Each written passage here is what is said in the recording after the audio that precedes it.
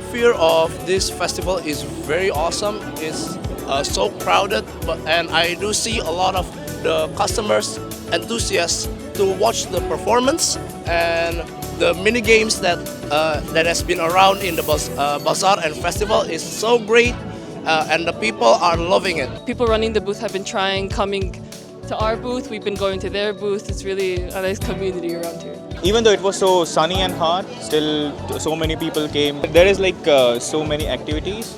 I like the shooting near that area. It's really good. We have hoshor, nisa salad, and 2 different types of drinks. It's basically one of our traditional salads and a meat pastry. We have an Indian booth, and for offering we have like samosa chaat, kheer, chili chicken, and 2 different drinks which called lassi. The performance was astonishing. It was very good. It was very nice. My favorite one is the group dance. I think it's the international one. They have the Indonesian and then the West people. And then the second one is the busking club. The voice is very smooth. It's very good too.